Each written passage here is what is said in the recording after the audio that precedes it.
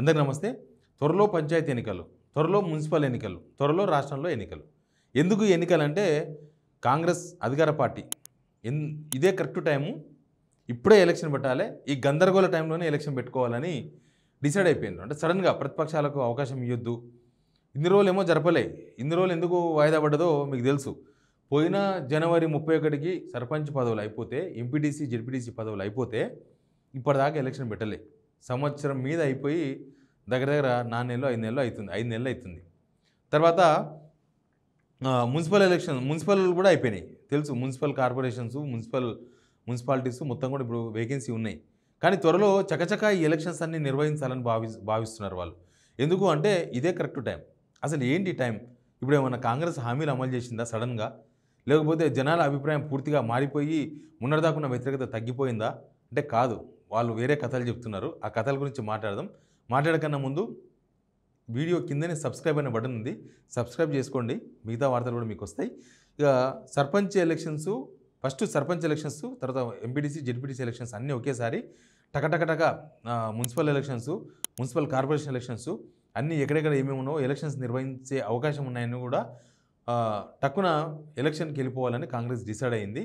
బహుశా జూలైలో పంచాయతీ ఎలక్షన్స్ అనుకుంటున్నారు. ఆల్మోస్ట్ నిర్వహించేస్తారు ఈసారి. ఎందుకంటే ఇదే కరెక్ట్ టైం అనుకుంటున్నారు వాళ్ళు. ఇదే కరెక్ట్ టైం ఏంటంటే ఇక్కడ యాక్చువల్గా తీవ్రమైన వ్యతిరేకత వచ్చింది. ఇప్పుడున్న సిచ్యువేషన్లో కాంగ్రెస్ ఒకవేళ అసెంబ్లీ ఎలక్షన్స్ కనుక పెడితే 5 ఎమ్మెల్యేలు కూడా గెలిచే పరిస్థితి లేదు రాష్ట్రంలో. 5 ఎమ్మెల్యేలు పట్టున్న మేము గెలుస్తామని చెప్పే ధైర్యం ఉన్న ఎమ్మెల్యేలు కూడా లేరు.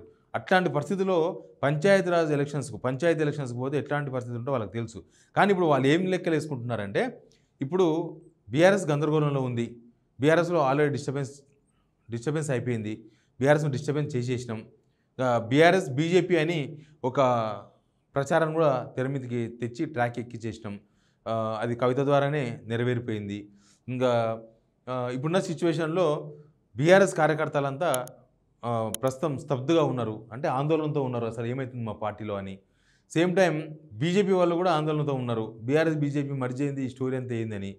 ఇక నెక్స్ట్ ఏంటంటే జనం కూడా మూడ్ డైవర్షన్ చేయొచ్చు. ఈ విషయాన్ని ఇంకా టైం ఉంది కాబట్టి ఇంకా కొంత జనాలకు తీసుకోపోగలిగితే మొత్తం డైవర్షన్ చేసేసి అసలు మన స్కీమ్స్ లేవు, మన పథకాలు లేవు, దాని గురించి అవసరమే లేదు.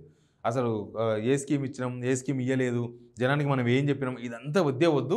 కేవలం బీజేపీ బీఆర్ఎస్ మర్జు, తర్వాత కవిత ఎపిసోడు, ఈ ఎపిసోడ్ అంతా వాడుకొని టక్కున ఎలక్షన్స్కి వెళ్ళిపోతే మనం లబ్ధి పొందొచ్చు అని ఎవరో రాజకీయ విశ్లేషకులు చెప్పిర్రంట. దాన్ని బేస్ చేసుకొని ఖచ్చితంగా ఇప్పుడు ఎలక్షన్ పెట్టాలని అధికార పార్టీ డిసైడ్ అయిపోయింది. దానికి అనుగుణంగా ఆల్రెడీ పరిణామాలు జరుగుతూ ఉన్నాయి, మనం చూస్తున్నాం. సర్పంచ్లకు దాదాపు 65 కోట్ల రూపాయలు రిలీజ్ చేసిండ్రు. సర్పంచ్ల గతంలో చేసిన కాంట్రాక్టులన్నీ ఉంటే వాళ్ళతో ఇబ్బంది అవుతుంది ఫస్ట్ అని చెప్పేసి వాళ్ళకి అందరికి ఇచ్చేసిండ్రు. తర్వాత ఈ మధ్యకాలంలో మనం చూస్తున్నారు కదా, అసలు ఇల్లు ఇస్తారో ఇవ్వరో కానీ శాంక్షన్ అని చెప్పేసి మళ్ళీ లేఖలు స్టార్ట్ చేసిండ్రు. శాంక్షన్ అయిన తర్వాత లేఖలు ఎందుకో తెలియదు, డైరెక్ట్ అదేదో అమౌంట్ ఇచ్చేస్తే అయిపోతుంది. కానీ లేదు శాంక్షన్ అయిందని చెప్పేసి వాళ్ళందరికీ ఊరించే ప్రయత్నాలు ఆల్రెడీ స్టార్ట్ అయిపోయినాయి. ఇంకా కొన్ని స్కీమ్స్ కూడా రేపు June 2 లాంచ్ చేసే ప్రయత్నాలు చేస్తూ ఉన్నారు.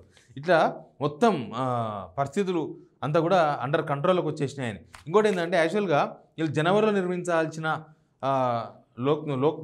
లోకల్ ఎలక్షన్స్ ఎందుకు నిర్వహించలేదంటే బీసీలకు 42% రిజర్వేషన్ గురించి చేయలేకపోయినాం, అది సెంట్రల్ చేయాలి, టైం పడుతుంది కాబట్టి వాయిదా చేసామన్నారు. నిజానికి 42% కూడా కాదు, జనాల్లో తీవ్రమైన వ్యతిరేకత ఉందనే పోలేదు. బీఆర్ఎస్ బాగా పుంజుకున్నది, బీజేపీ కూడా సిటీలో అక్కడక్కడ మున్సిపాలిటీస్లో బాగా పుంజుకున్నది అనే విషయంతో వీళ్ళు ఎలక్షన్స్ పోలేదు. కానీ ఇప్పుడు అవన్నీ డిస్టర్బెన్స్ అయినాయి అనేది వీళ్ళ ఉద్దేశం. ఇంకా 42% బీసీలకు రిజర్వేషన్ కూడా పెద్ద మ్యాటరే కాదు. ఇప్పుడు అది మనం ఇయ్యలేదు అని ప్రచారం చేసినా అది జనాలకు ఎక్కదు. 42% ఇయ్యలేదని జనాలకు తెలిసినా వాళ్ళు ఇప్పుడు ఏం చేయలేరు. ఇక సేమ్ అసెంబ్లీ ఎలక్షన్స్లో ఇట్లా ఎవడు దిక్కు లేక అక్కమోడే దిక్కు అన్నట్టు ఇప్పుడు కూడా ఇక బీఆర్ఎస్కి వేస్తే ఇప్పుడు ఏమొస్తుంది, బీఆర్ఎస్ డిస్టర్బెన్స్లో ఉంది, వాళ్ళు కొట్లాడుతున్నారు. బీజేపీ ఉంది, బీజేపీ కూడా గట్లాంటి పరిస్థితుల్లోనే ఉంది, వాళ్ళు కూడా ఏం చేయలేదు. ఇంకా అధికారంలో కాంగ్రెసే ఉంది కాబట్టి ఇంకా ఏమన్నా పాడుగానే మళ్ళీ కాంగ్రెస్కి వేద్దాం అని ఒక మూడ్ క్రియేట్ చేయాలనే ప్రయత్నాలు మాత్రం స్టార్ట్ చేసింది అధికార పార్టీ. అందులో భాగంగానే జూలైలోనే ఎలక్షన్స్. నిజానికి ఎవరైనా ఎలక్షన్స్ పెట్టాలంటే జనాలలో ఉన్న అసంతృప్తి దాన్ని పోగొట్టాలి, జనాలకు ఏదైనా ఇవ్వాలి, జనాలకు మనం చెప్పిన దానిలో కొంతన్న ఇవ్వాలి, జనాలకు కొంత సంతృప్తి పరచాలి, తర్వాత ఎలక్షన్స్ పోదాం, ఇట్లాంటి చాలా అంచనాలు ఉంటాయి. కానీ వీళ్ళకి అట్లాంటివి ఏం లేవు. జనాలకి ఏమైనా చేసిపోవాలని ఏం లేదు. జనాల మూడు డైవర్ట్ చేద్దాం, జనాలు అడగకుండా చేద్దాం, జనాల్లో ఈ చర్చ జరగకుండా వేరే చర్చ జరగతలు చేద్దాం. అసలు ఇంకా ఇప్పుడు అధికారంలో ఇన్ని రోజులు వాళ్ళే ఉన్నారు, ఈ సంవత్సరంన్నర కూడా చేయాలనుకుంటే గ్రామాలలో మున్సిపాలిటీస్లో సంవత్సరంన్నరలో వాళ్ళు చాలా పనులు చేయొచ్చు. వాళ్ళేం చేయలే. కానీ ఇప్పుడు మేము అధికారం ఉన్నాం కాబట్టి మాకు చేస్తే మేము ఏమైనా చేస్తాం అని చెప్పి వాళ్ళ మూడంతా డైవర్ట్ చేసి ఎలక్షన్స్కి పోవాలి అనే ప్రయత్నాలు మాత్రం స్టార్ట్ అయినట్టుగా కనిపిస్తుంది. ఇక అధికారంలో ఉన్న వాళ్ళు స్టేట్ ఎలక్షన్ కమిషన్ ఎలక్షన్స్ నిర్వహిస్తుంది. ఆల్రెడీ ఒకసారి మొన్ననే మీటింగ్ అయింది.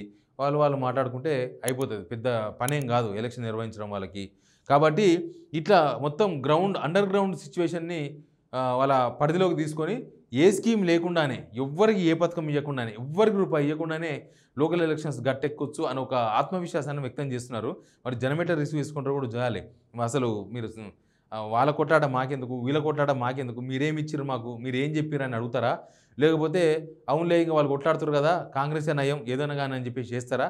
ఇవన్నీ కూడా మనం చూడాల్సి ఉంటుంది. ఈ విషయాలన్నీ కూడా ఆల్రెడీ ఎమ్మెల్యేలకు, జిల్లా ఇన్ఛార్జ్ మినిస్టర్లకు, ఎంపీలకు అందరికి చెప్పేసిండ్రు. ఇక మీరేం పరిచయం కాకుండా ఇప్పుడేమీ ఇక బీఆర్ఎస్ నిలబడదు, పెద్ద పోటీలో ఉండదు అంటే.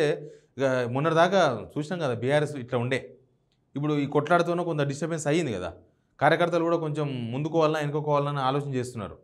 ఇంకా ఈ టైంలో ఇంకా కాంగ్రెస్ కార్యకర్తలు కూడా, కాంగ్రెస్ మీద కోపం ఉన్న కాంగ్రెస్ కార్యకర్తలు కూడా ఏం చేయలేరు. ఇక ఏమన్నా పాడు కానీ మన పార్టీ కదా వేసేద్దాం, అవతల పార్టీ కొంచెం డిస్టర్బెన్స్ ఉందని అనుకునే ఒక వాతావరణాన్ని క్రియేట్ చేసే ప్రయత్నాలు చేయబోతున్నారు వాళ్ళమాట. ఆల్రెడీ స్టార్ట్ అయింది ఆ ప్రయత్నాలు. అందుకే ఆ విషయాలను కూడా ఎమ్మెల్యేలకు అందరికీ చెప్పేసారు. లోకల్ బాడీ ఎలక్షన్స్ జూలైలో వస్తాయి, మీరు అలర్ట్గా ఉండండి, కార్యకర్తలను అలర్ట్ చేయండి. ఇక మీరు జనాల్లో పోకపోయినా ఈ విషయాలను జనాలకు చేరవేయండి. సోషల్ మీడియా, నియోజకవర్గాల్లో మీ సోషల్ మీడియాని యాక్టివ్ చేసుకోండి. ఇదే విషయాన్ని తీసుకోపోవాలి. అసెంబ్లీ ఎలక్షన్స్లో మనం బీజేపీ బీఆర్ఎస్ ఒకటే అన్నందుకు మనకు ఓట్లు వేసిండ్రు. సేమ్ సర్పంచ్ ఎలక్షన్స్లో కూడా బీజేపీ బీఆర్ఎస్ ఒకటే అని చెప్పి ప్రచారం చేయాలి. మనం ప్రచారం చేస్తే మళ్ళీ మనకు తిరుగుండదు, మళ్ళీ మనమే గెలుస్తాం. ఈసారి కూడా లోకల్ బాడీ ఎలక్షన్స్ మనం గెలిచిన తర్వాత ఇంకా ఇప్పట్లో ఎలక్షన్స్ ఏం రావు, ఆ బై ఎలక్షన్స్ వచ్చినప్పుడు చూసుకుందాం. అప్పటికదా అప్పుడే మళ్ళీ జిహెచ్ఎంసీ ఎలక్షన్స్ వస్తాయి, నెక్స్ట్ జనవరిలో వస్తాయి. ఆ జిహెచ్ఎంసీ ఎలక్షన్స్ అప్పటికి మళ్ళీ ఇదే నడిపించవచ్చు, కొద్ది దూరం తీసుకుపోవచ్చు. మధ్యలో మున్సిపాలిటీ ఎలక్షన్స్ కూడా ఇదే నడిపించవచ్చు. ఇక ఏం ఎజెండా లేదు, ఎలక్షన్ ఎజెండా ఇదే అని కాంగ్రెస్ డిసైడ్ అయినట్టుగా కనిపిస్తుంది. వాళ్ళందరూ కూడా అదే సమాచారం ఇచ్చినట్టుగా కూడా చెప్తూ ఉన్నారు. చూద్దాం ఏం జరుగుతుందో. నిజంగానే వీళ్ళు డైవర్ట్ చేసినట్టుగా జనం డైవర్ట్ అయిపోతారా, లేకపోతే వీలేదో అనుకున్నట్టుగా జనం కాంగ్రెస్కే ఓటేస్తారా? ఏం చేయకపోయినా ఏం జరుగుతుందో చూద్దాం. మనం కూడా వెయిట్ చేద్దాం. Please subscribe signal TV.